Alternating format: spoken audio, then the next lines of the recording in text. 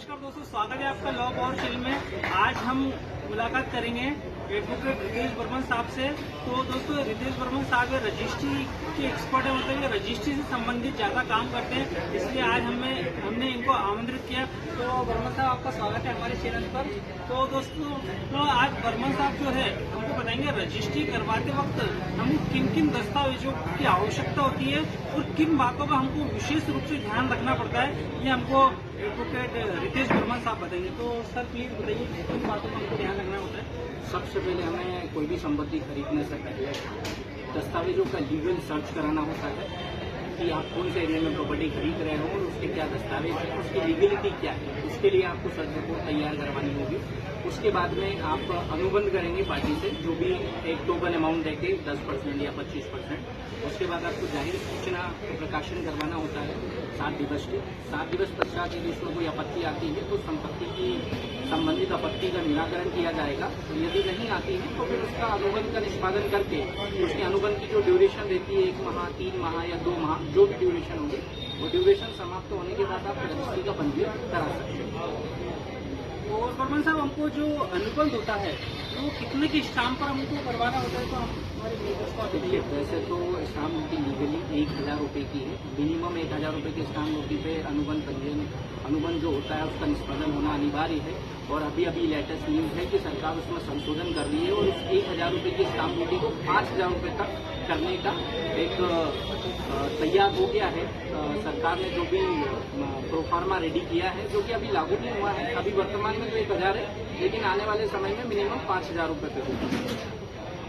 तो बर्मन साहब, एक बार हमारे व्यूअर्स को आप ये बताइए शॉर्ट एंड स्वीट में किन किन दस्तावेजों की हमको रजिस्ट्री के लिए आवश्यकता होती है और किन बातों का विशेष रूप से हमको ध्यान रखना होता है। देखो, कोई भी संपत्ति खरीदने से पहले उस संपत्ति से संबंधित वर्तमान जो पेपर है, जो भी रजिस्ट्री है जिससे हम माल खरीद रहे हैं, उसकी रजिस्ट्री, उसके बाद जो पीछे के चैनल डॉक्यूमेंट होते हैं, क्योंकि चैनल में अपन ये मान के चलो कि जिससे हम खरीद रहे हैं उस व्यक्ति ने किससे खरीदा, उस व्यक्ति ने किससे खरीदा, यानी उसकी जो फर्स्ट रजिस्ट्री, जो उसकी स्टार्टिंग है, जहाँ से फर्स्ट, जहाँ बिल्डर से स्टार्ट हुआ है या कोई कानूनी नाइजर से या कोई अवैध रूप से कोई प्रॉपर्टी कटी है, तो उसकी फर्स्ट जहाँ से स्टार्ट होती है प्रॉपर्टी से आज तक के सारे दस्तावेज अपने पास होने चाहिए।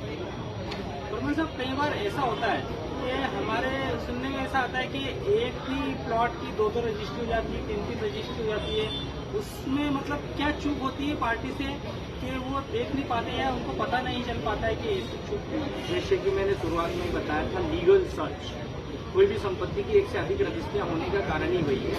यदि आप लीगल सर्च कराते हैं, आपको ऐसा कोई संदेह होता है उत्पन्न, या आपको डाउट होता है कि मुझे 2 साल, 4 साल या 30 साल तक की भी सर्च होती है, तो सबसे पहले लीगल सर्च कराओगे तो उसमें पता चल जाएगा कि जो संपत्ति आप खरीद रहे हो उसकी पहले रजिस्ट्री हो चुकी है या कहीं बैंक में बंधक तो नहीं है, या उस प्रॉपर्टी का कोई विक्रय, दान, गिरवी तो नहीं रखा गया। इसका पता चल सकता है। लीगल सर्च बनाना इसीलिए अनिवार्य है। यही मैंने इसलिए सर्वप्रथम बताया था कि सबसे पहले लीगल सर्च करवाना चाहिए प्रॉपर्टी की, उसमें कोई लेकुना तो नहीं है। तो दोस्तों, जब भी आप प्रॉपर्टी परचेस करने जाए तो आप उसकी सर्च रिपोर्ट निकलाएं, फिर उसके बाद पार्टी से अनुबंध करें, उनसे टोकन अमाउंट ले या दे जो कि आप खरीदी बिक्री कर रहे हैं। फिर उसके बाद अनुबंध निष्पादित होने के बाद उसकी रजिस्ट्री कराएं। और रजिस्ट्री कराने के लिए किन किन व्यक्तियों की आवश्यकता होती है?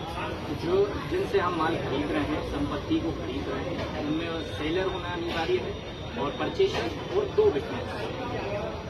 तो दोस्तों, ये जानकारी हमें एडवोकेट रितेश बर्मन साहब ने दी है, तो मैं इनका once again thank you so much कहना चाहूँगा अपने चैनल पर। और आशा करता हूँ ये वीडियो आपको पसंद आया होगा, और पसंद आया हो तो लाइक करिए, शेयर करिए, और आपके रजिस्ट्री से रिलेटेड कुछ डाउट्स हो तो आप कमेंट सेक्शन में पूछ सकते हैं, तो हम नेक्स्ट वीडियो उसी की बनाएंगे। तो थैंक यू सो मच दोस्तों, आशा करता हूँ ये वीडियो आपको पसंद आएगा।